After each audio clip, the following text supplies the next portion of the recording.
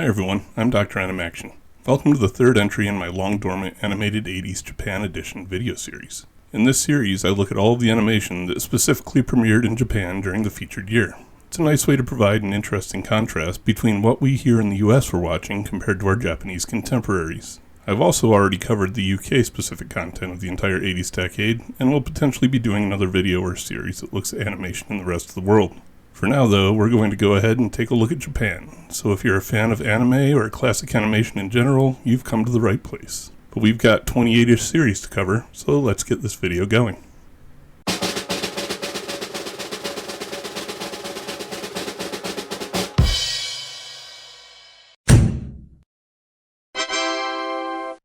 We're going to go ahead and start off by looking at any series released this year that have a historical or a literary source.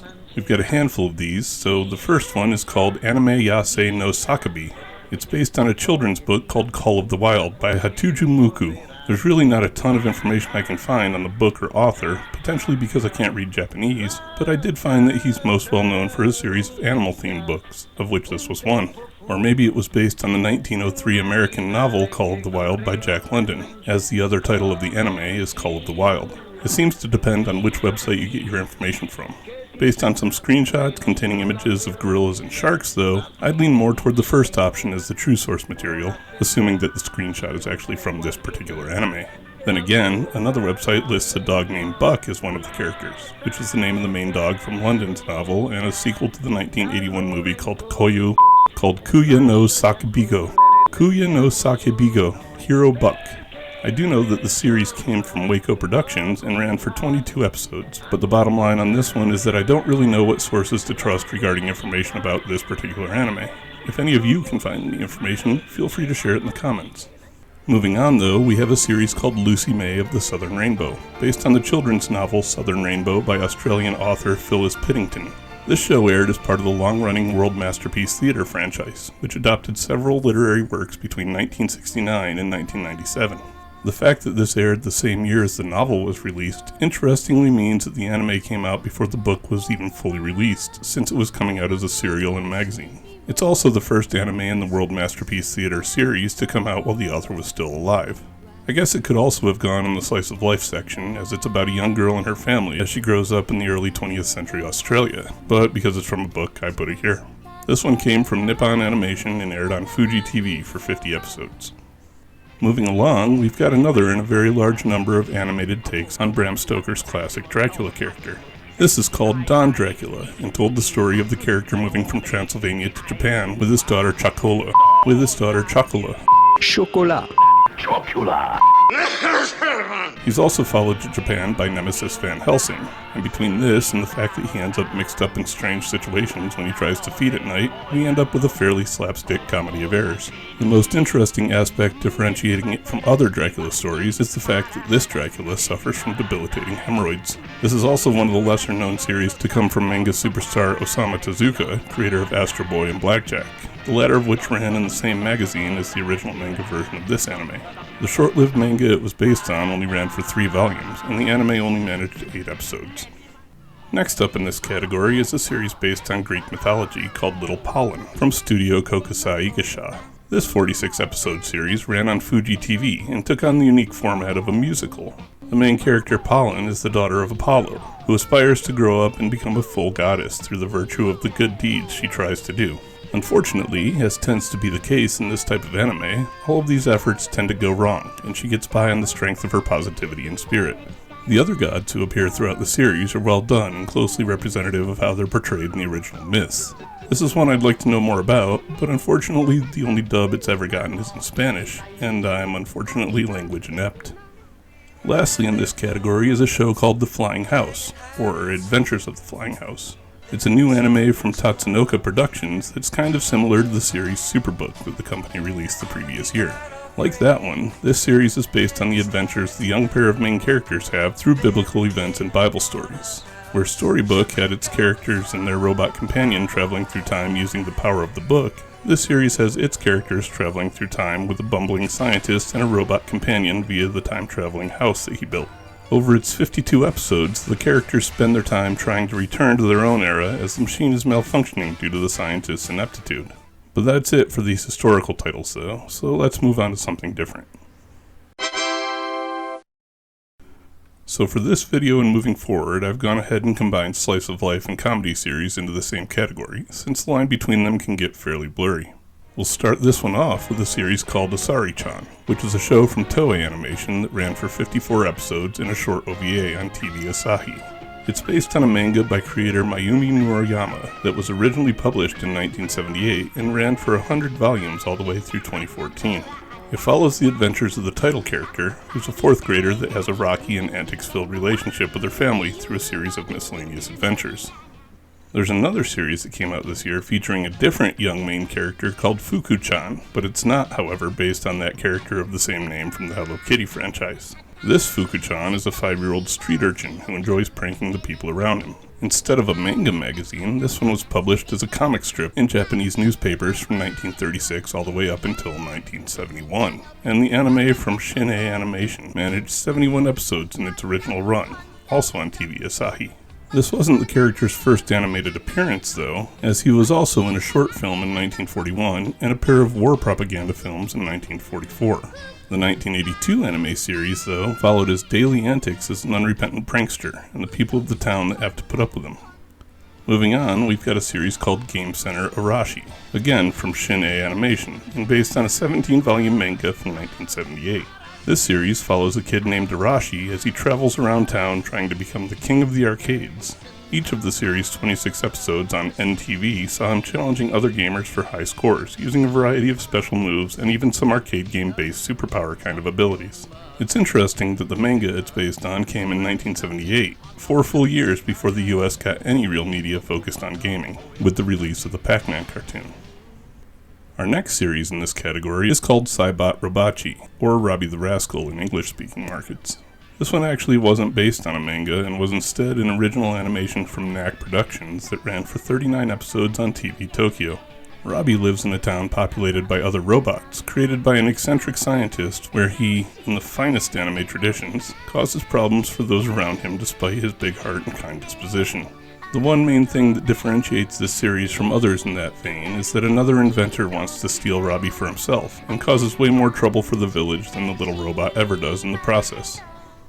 Pushing ahead, we find another manga originating series with the Kobacha wine, or in English, the pumpkin wine.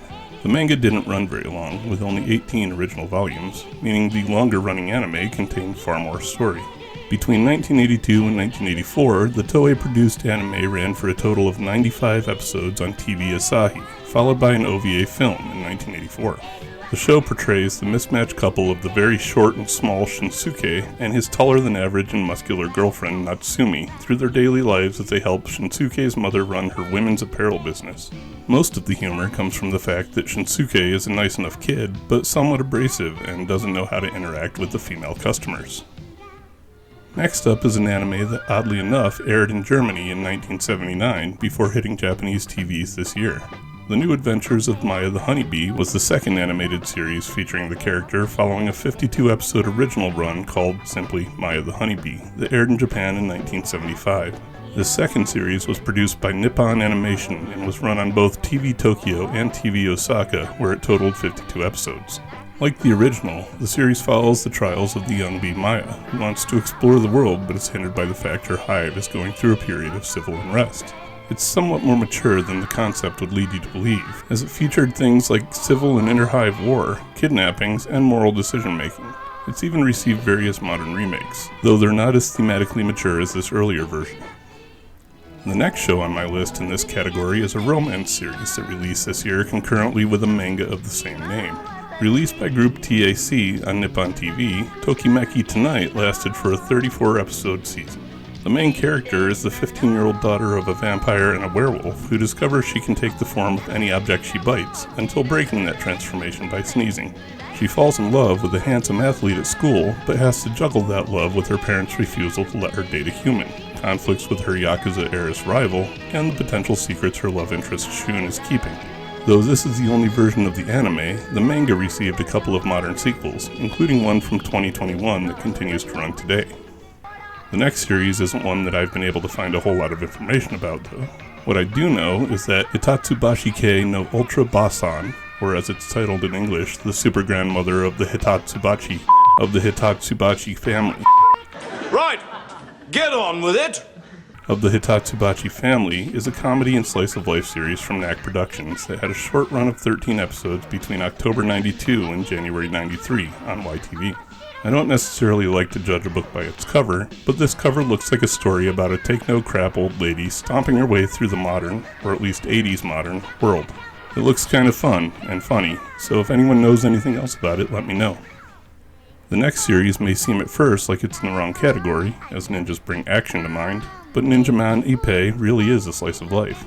It's the story of a group of superpowered 4th grade ninjas in training as they learn their craft and deal with cheating rivals from a neighboring village and ninja school. This one came from animation studio Tokyo Movie Shinsa, or TMS, and ran for 13 episodes, though I don't know which channel that was on, and was based on a 5-volume manga from 1981. Pushing ahead, we find the series Boku Pataliro, based on the 104-volume manga Pataliro, which started its run in 1978 and is still going today. The series centers on a 10-year-old mechanical prodigy and his unique cast of supporting characters. These characters include a pair of robots built by the main character Pataliro, his former MI6 agent bodyguard, and the agent's former assassin lover.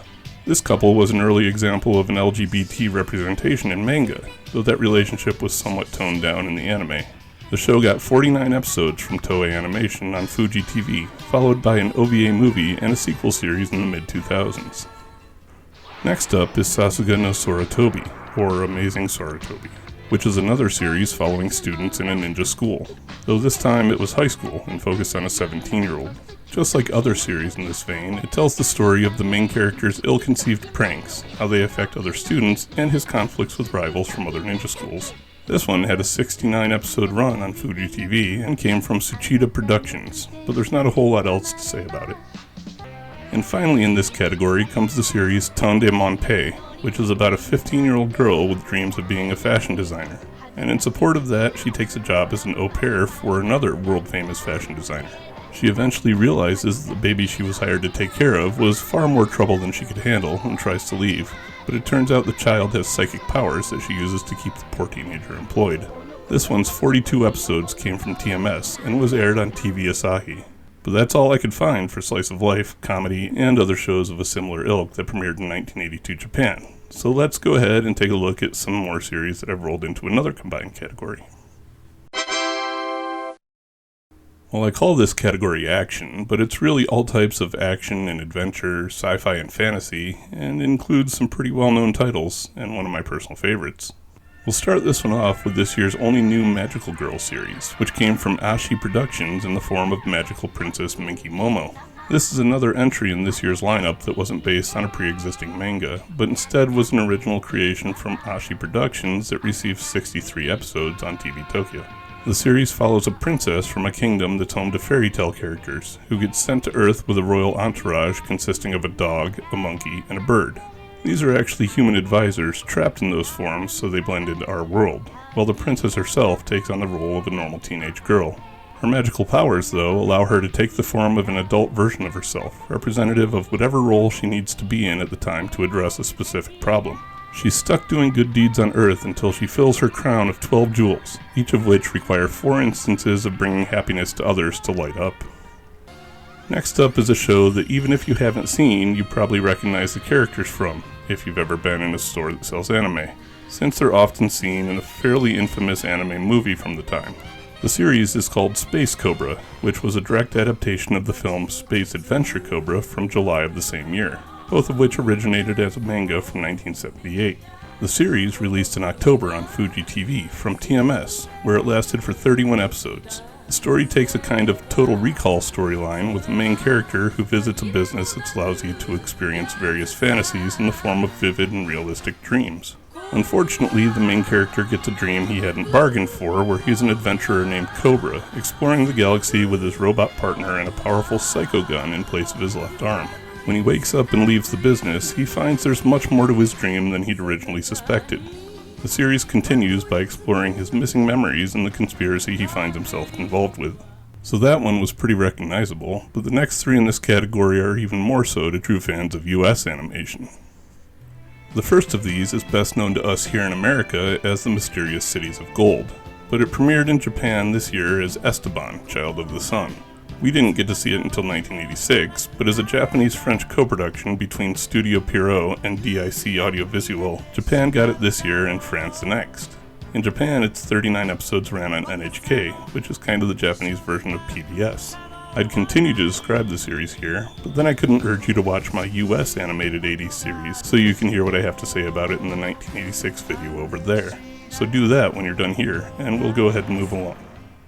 Specifically, we'll move along to a personal favorite series of mine, at least in its adapted US form, called Scientific Rescue Team Techno Voyager, or Techno Voyager, if you say the name without understanding the basic linguistic differences between English and Japanese. This was a tragically short-lived series about a team of specialists who form a unique rescue team that operates as part of the International Rescue Organization, or IRO, which is a legacy connection to the 1960s Gary Anderson Supermarionation series Thunderbirds. In fact, when released in the US, we got it under the title of Thunderbirds 2086. We only had to wait a year for it too, as it premiered for us on Showtime in 1983. So like the last entry, I encourage you to watch my 1983 US video to hear more about it. In Japan, the series only originally aired 18 of its 24 episodes on Fuji TV, and local fans there would have to wait until 2008 to see the rest. It's also unique on this list by being the only series covered here to come from Jin Productions. And finally in this category we have probably the most well-known and beloved series of the video so far, Arcadia of My Youth Endless Orbit SSX. This series from Toei Animation is a sequel to the beloved anime movie from Leiji Matsumoto that had premiered earlier this year and starred the epic pirate Captain Harlock. As the film ends with the Arcadia and her crew being banished from Earth, the series picks up with them setting off in search of the mythical Planet of Peace, where they can be safe from the conquering Illuminous aliens. Interestingly, the show was connected to the movie, but was not in continuity with the 1978 Space Captain Harlock series, nor was it connected at all to the Galaxy Express 999 series other than tangentially. Also, unlike other Harlock media, this one only ran for a total of 22 episodes on the Tokyo Broadcasting System. I wish I could tell you to go hear me talk about Captain Harlock and the Queen of a Thousand Years in the US series, but that one was based on the 1978 show. I guess they're close enough conceptually to not make much difference though, so check it out if you like space pirates and 18th century naval warfare in 3 dimensions and zero gravity. That covers action though, so let's close out with Japan's bread and butter genre, Mecha. Whether they transform, combine, fight, or fly, there's no denying that Japan loves their giant robots. Not just giant ones, I guess, since they come in all shapes and sizes, but they're all loved nonetheless. That holds true for this year as well, giving us 7 of them to discuss, including a couple that were also loved by me personally. Let's start though with a series called Acrobunch, or Acrobunch The Legend of Demonlands, from Kokusai Igasha Studios. The show follows a family as they track the legendary Aztec deity Quetzalcoatl through multiple historic sites and ruins around the world in search of a treasure straight out of myth. You know, to capitalize on the Indiana Jones popularity. They're, of course, followed by a shady organization called Goblin, not the band from the Dario Argento films, who want to take the treasure for themselves. Luckily for the Rondu family, they've got the mighty robot Acrobunch, a combiner consisting of a pair of motorcycles, a pair of race cars, and a jet. Of course Acrobunch is too powerful for Goblin to handle, but it doesn't stop them from engaging in some scheme or another in each of the series' 24 episodes, only to see the family combine and Acrobunch inevitably smack them down at the end of each. This one ran on Nippon TV between May and December of this year. The next series I have to talk about is actually part of a trilogy of Super Robot series on TV Tokyo and created by Kokusai Igasha, referred to as the J9 series. Galactic Gal Baxengar was the middle series that bridged the gap between 1981's Galaxy Cyclone Brager and 1983's Galaxy Whirlwind Sasuraiger. The J9 name refers to a variety of teams of special operators whose full title is Team Cosmo Ranger J9, and then this series specifically consists of a team of Cosmo bike riders brought together to resist the lawlessness of their new solar system, merging to form the powerful Gestalt Baxenger. It ran for 39 episodes and was set 600 years after Brager and 200 years before Sasuraiger. Let's take a brief break from combiners though to look at a series with a more grounded take on mecha. Kind of. This one is called Combat Mecha Jabungle and comes from a collaboration between Nippon Sunrise Studios and advertising firm Satsu Agency. The show follows main character Jiron as he seeks revenge against the man who killed his parents, whose name is Timp. In pursuit of his goal, he sets out to steal a mech called a Jabungle from a trader named, Carrying Cargo, and his ship the Iron Gear. To be perfectly honest, the Jabungle is really just a Gundam, but the series also touches on themes of politics, genetic engineering, and several other mature topics. You know, like Gundam. It lasted for 50 episodes on both TV Asahi and Nagoya TV, and was followed by an animated film in 1983.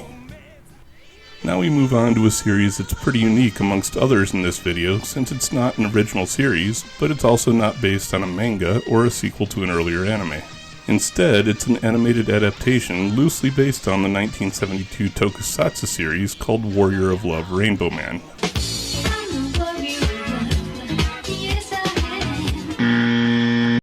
Loosely based on and sharing a name with the 1972 tokusatsu series called Warrior of Love Rainbow Man. In the tokusatsu, the hero is a wrestler who trains with a mystic yogi and gains the ability to turn into one of 7 different superheroes, each a color of the rainbow and each granting specific powers based on the 5 elements and yin and yang. In the anime though, the hero is a normal guy who commands 7 giant robots who merge into one super robot. In both, the hero opposes a group called the Dai Dai Gang as they work to sabotage and destabilize Japan. Though the tokusatsu from Toho ran for 52 episodes, this anime from MBS and Aikikaku Center only got 22 on the station TBS. The last 3 series I have to cover in this category, and in fact the year overall, are pretty big. Like, actually really big, and rivaled on this list only possibly by Arcadia. The first I want to talk about is kind of big in Japan, though less so here in the US, but it's the latest entry in the Time Bakken series. For those of you who don't know, Time Bakken was a label applied to dozens of series from Studio Tatsunoko Productions between 1975 and present, and consisted of series like Yatu Detamon, Mute King, and several others. This one was called Gyakutan Ipatsuman and ran for 58 episodes between February of this year and March of the next.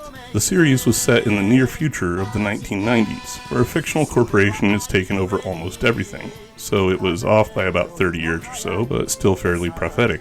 Anyway, the main trio of Time Bakken villains here work for an opposing company and work to undermine the all-powerful Time Lease so that their employer's Skull Lease can take its place. Unfortunately for them, as usual, a powerful hero named Ipatsuman stands in their way. It's more of the same Time Bakken formula with our inept bad guy trio against some pointy-helmeted hero getting beat down like Team Rocket in an episode of Pokemon. Our next to last series here needs no introduction. A translation maybe, but not an introduction. To those of us here in America, it's remembered as the continuation of the much-beloved series Voltron, where it introduced the Vehicle Force. This was the year that the original anime that was based on premiered in Japan though, under the title Armored Fleet Dairuger 15. Again, for this one I'm going to point you to both my 1984 and 1985 videos in the US animated 80s series, but we all know the story anyway. A team of space explorers search for a new home for humanity as they're pursued by the forces of the evil Drool Empire. Standing between Drool and the human colonists are 3 teams of specialized vehicles and pilots who possess the ability to combine into a new version of the mighty warrior Voltron, which they do in every episode to defeat the villain of the week. It came from Toei Animation and ran for 56 episodes on TV Tokyo, though our Voltron only got 51 of those episodes. Other than some name changes and the removal of the worst of the violence though, there's not a lot of difference between what we watched here in this original series over there. Also, the scenes of the Galaxy Garrison and Lion Force Voltron were actually taken from this anime as a way to connect them together. Oh, and if you're interested, there's a Korean movie that uses Dairuger 15 and combines it with some aspects of Galaxy Express 999 into a completely original story called Super Titan 15. Check it out for a laugh. Potentially saving the best for last though, and as a primary example of shows that absolutely do not need any introduction, this year saw the release of the phenomenal Super Dimension Fortress Macross, one of 3 series that were combined into one of my favorite animated series of all time, Robotech. This show, from Artland and Tatsunoko, ran for 36 episodes on MBS before being adapted by Harmony Gold into the first arc of the Robotech franchise, with the second and third arcs being made up of other series we'll cover in future episodes here. If you're not familiar with either Robotech or Macross, then I'm not sure why you stuck with the video for this long, but I appreciate it regardless. The show's gone on to spawn several animated films, a few sequel animated series, a number of video games, OVAs, a ton of books, soundtracks, and plenty more. Not only that, but the SDF-1 and Veritech fighters are some of the most readily recognizable vehicles in Mecha in all of pop culture, and so many other anime owe it a debt of gratitude for the foundations it laid. It may not have been the first or longest running animation in the Mecha genre, but I'd argue it's one of the most influential. If you're a fan of anime or mature storytelling and cartoons, check this one out. Oh, and check out my 1985 US video for more about it. As best as I was able to put together from my research, though, that's it for new releases in 1982 Japan. This was a pretty significant year in animation, especially for those of us in the US who got to see quite a few of these come to our airways. If it turns out I miss any series as I go, I'll be sure to do a makeup video at the end like I did for the US videos. So if any of you know of any I miss, or see any other omissions as I go, let me know in the comments. In fact, let me know whatever you want in the comments, or come to the Discord to chat about animation and anime as a whole. As for my next videos, I'll be putting out a couple of short ones and following those up with an animated 90s in film. Whether that'll be a single video or multiple, I'm not sure yet, but I hope you'll check them out over the next couple of weeks. Also, make sure to check out my new game stream where I cover all types of games, like board, card, and video. I appreciate all the support. Thanks for watching. Stay tuned and stay tuned, as in cartoons. Later.